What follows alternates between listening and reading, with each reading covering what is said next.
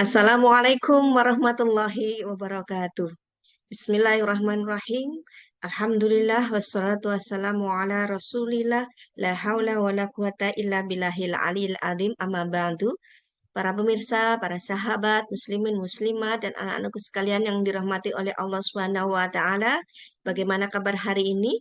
Alhamdulillah kita semua masih diberikan kesehatan dan kekuatan oleh Allah Subhanahu wa taala untuk menjalankan ibadah syiyam pada hari ketujuh Ramadan ini.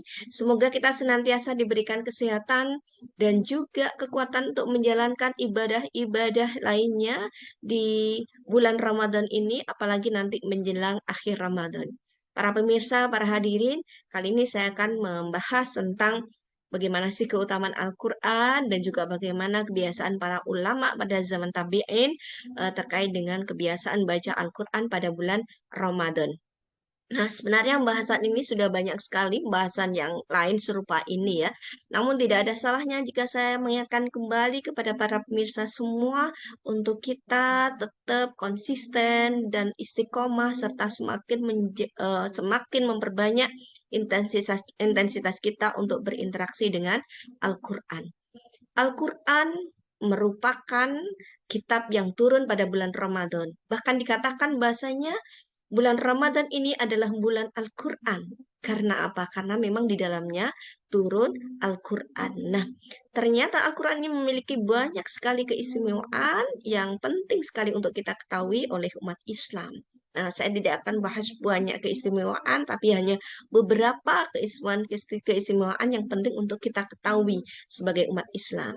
Yang pertama adalah bahwasanya kitab Al-Quran ini merupakan sesuatu ilmu yang sangat penting sekali untuk kita pelajari. Yang utama, dan itu juga harus kita amalkan, kita ajarkan kepada orang lain. Karena sebaik-baik dari orang di antara kita adalah yang mempelajari Al-Quran dan mau mengajarkan kepada orang lain. Sebagaimana hadis riwayat Bukhari, khairukum man ta'allama Al-Quran wa 'allamahu. Bahwa sebaik-baik kalian adalah orang yang mau belajar Al-Quran dan mau mengajarkannya kepada orang lain. Bayangkan sebaik-baik dari kita. Ini adalah orang yang mau belajar dan juga mengajarkan Al-Quran kepada orang lain. Bagaimana jika usia kita sudah tua? Tidak ada masalah dengan usia, karena di hadis ini tidak ada batasan usia. Mau muda, apalagi yang muda ya, maupun usia yang tua, kita juga tetap harus selalu belajar Al-Quran dan juga mengajarkan kepada orang lain. Satu ayat yang kita ketahui bacaannya, kita ketahui makna dan kandungannya, itu sebaiknya kita tularkan dan kita ajarkan kepada orang lain, sehingga itu bisa menginspirasi orang lain untuk senantiasa mengamalkan ajaran dari Al-Quran. Jadi Al-Quran tidak hanya sekedar dibaca para kaum muslimin muslimat, tapi juga kita ketahui isinya. Apa sih isi dari Al-Quran yang sudah kita baca? Apa kandungannya dan bagaimana mengamalkan di dalam kehidupan sehari-hari? Dan itu juga kita ajarkan kepada orang lain. Walaupun satu ayat yang kita ketahui, bacaan, kemudian arti serta kandungannya, kita ajarkan kepada orang lain. Nah, ini adalah keistimewaan dari Al-Quran. Kemudian keistimewaan lain dari Al-Quran ini juga terdapat di dalam hadis Imam Muslim. Nah, yang berbunyi, Iqra'ul Qur'ana fa innahu ya'ti yaumal qiyamati syafi'an li ashabi. Bacalah Al-Quran, karena Al-Quran akan datang pada hari kiamat nanti sebagai penolong bagi orang yang membacanya. Nah, ini penting sekali untuk kita ketahui. Jadi, kita umat Islam harus senantiasa membaca Al-Quran. Karena nanti ternyata ketika di akhirat, di hari kiamat nanti, Al-Quran itu akan datang sebagai penolong bagi kita semua. Nah, kita tentu butuh pertolongan dari apa yang dari Al-Quran ini. Maka dari itu mari kita senantiasa mengistiqomahkan membaca Al-Quran baik dalam bulan Ramadan maupun di dalam bulan lainnya untuk senantiasa kita baca sehingga kita nanti akan bisa mendapatkan pertolongan dari Al-Quran ini pada hari kiamat nanti. Nah, para pemirsa yang dirahmati oleh Allah Subhanahu wa taala, di dalam hadis yang lain, hadis riwayat Tirmidzi juga disebutkan bahasanya Al-Quran itu setiap satu huruf yang kita baca itu mengandung satu kebaikan. Dan satu kebaikan ini mengandung 10 kebaikan yang lainnya. Yang di sebuah hadis yang berbunyi, Man qara'a harfan min kitabillahi falahu hasanatun. Wal hasanatu bi asyri amthaliha. Wala aqulu alif lam mim harfan.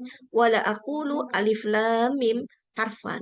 Walakin alif harfun, walamun harfun, wa mimun harfun. Ya, kata Nabi Muhammad SAW, maka barang siapa membaca Al-Quran, satu huruf dari Al-Quran, maka baginya itu adalah satu kebaikan dan 10 kebaikan yang lainnya. Dan aku, kata Nabi Muhammad, aku tidak mengatakan bahwa alif lam mim itu adalah satu huruf. Tapi alif itu satu huruf, lam satu huruf, dan mim itu satu huruf. Jadi alif lam mim itu mengandung 3 huruf, berarti 3 kebaikan dan 10 kebaikan yang lainnya dari masing-masing huruf. Luar biasa, subhanallah. Bayangkan jika di bulan Ramadan ini kita bisa membaca satu hari itu setengah juz atau satu juz, ya. Bisa dihitung ya berapa huruf yang sudah kita baca, berapa kebaikan, dan dilipatkan dengan 10 kebaikan per hurufnya. Berapa jumlah kebaikan yang kita dapatkan. Masya Allah. Kita tidak perlu menghitungnya ya. Biarkan itu menjadi urusan Allah. Tapi setidaknya hadis ini bisa menjadi motivasi bagi kita semua bahwa di dalam Al-Quran itu Allah menghitung pahalanya itu per huruf dan menggantinya dengan kebaikan dan dilipatkan dengan 10 kebaikan yang lainnya. Karena itu mari kita istiqomahkan untuk senantiasa membaca Al-Quran di setiap hari, baik di Ramadan maupun di luar bulan Ramadan. Nah, ini sudah diberi contoh oleh para ulama-ulama ya pada zaman tabi'in, yaitu diantaranya adalah seorang ulama yang bernama Yazid, bernama Aswad bin Yazid ini. Beliau adalah ulama yang meninggal pada tahun 75 Hijriah. Nah, bagaimana kebiasaan beliau membaca Al-Quran? Ini disebutkan di dalam kitab Syiar A'lam An-Nubalah. Di situ bunyinya seperti ini ya dalam kitab itu.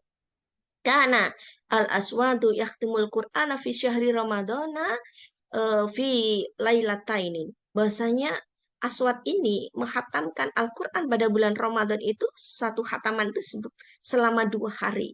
Nah, bisa dibayangkan ya dalam bulan Ramadan 2 hari beliau menghatamkan satu kali Al-Quran. Berapa kali kita menghatamkan Al-Quran dalam satu bulan Ramadan? Nah, ini adalah spirit bagi kita semua untuk mengikuti ulama-ulama pada zaman tabi'in dulu. Dan juga ada sebuah kisah juga seorang ulama, beliau adalah salah satu murid dari Anas bin Malik, beliau bernama Qatadah bin Da'amah ya. Bahwa Qatadah ini menghatamkan Al-Quran itu pada hari biasa itu 7 hari satu kali hataman. Kemudian saat Ramadan itu adalah 3 hari satu kali hataman. Dan saat 10 hari terakhir itu adalah 1 hari satu hataman. Karena Qatadah yaktimul Qur'ana fi sab'in wa fi Ramadana fi salatin wa fil ashri fi lailatin. Bahwa Qatadah ini menghatamkan Al-Quran itu pada hari biasa itu 7 hari sekali. Pada bulan Ramadan 3 hari sekali ditingkatkan, dan di akhir Ramadan di 10 hari terakhir Ramadan itu 1 hari satu kali hataman. Masya Allah, subhanallah. Nah, luar biasa sekali ulama pada zaman dahulu ya. Kemudian satu lagi nih, contoh yang luar biasa dari Imam Syafi'i, imam madhab kita. Imam Muhammad bin Idris Asy-Syafi'i disebutkan di dalam kitab Syiar itu juga bahasanya kana Asy-Syafi'i yakhtimul Qur'ana fi syahri Ramadan sitina khutmatan. Bahwa Imam Syafi'i itu menghatamkan Al-Qur'an di dalam bulan Ramadan itu adalah 60 kali khataman, sahabat. Bayangkan beliau itu satu hari itu 2 kali khataman. Apa kita mampu meniru jejak Imam Syafi'i? Semoga ada di antara kita yang mampu meniru jejak Imam Syafi'i. Subhanallah, berapa jumlah kebaikan yang didapatkan oleh beliau dalam menghataman Al-Quran selama bulan Ramadan ini. Masya Allah ya. Semoga kita bisa menirunya, dan ini menjadi spirit bagi kita semua, terutama di bulan Ramadan ini, bagaimana kita bisa mengintensitaskan atau mengistiqomahkanlah setidaknya membaca Al-Quran setiap hari. Dan jangan lupa untuk mengajak anak-anak kita untuk menyisihkan waktu membaca Al-Quran setiap hari. Karena kita tahu bahwasanya anak-anak kita ini sekarang sudah semakin banyak tersita waktu-waktu produktifnya dengan memegang gadget. Ya, pada Ramadan ini mari kita kembalikan mereka kepada Al-Quran. Kita ajak mereka membaca Al-Quran, kita sampaikan keutamaan membaca Al-Quran, dan kita ajak mereka untuk istiqomah membaca Al-Quran setiap hari, meskipun sedikit ya, setidaknya kita menyisihkan waktu bersama anak-anak kita untuk berinteraksi dengan Al-Quran, membaca, mempelajari isinya dan kandungannya, sehingga kita betul-betul bisa meningkatkan keimanan dan ketakwaan kita kepada Allah Subhanahu wa Ta'ala. Dan saya berharap bahwasanya kebiasaan baca Al-Quran ini tidak aja terjadi saat Ramadan, tapi di luar Ramadan juga kita senantiasa mengistiqomahkan, membaca dan mempelajari Al-Quran, bahkan kalau bisa mengajarkannya kepada orang lain. Semoga tausiah yang sedikit ini bermanfaat dan mohon maaf apabila ada kekurangan. Usikum wa nafsi bitaqwallah. Wassalamualaikum warahmatullahi wabarakatuh.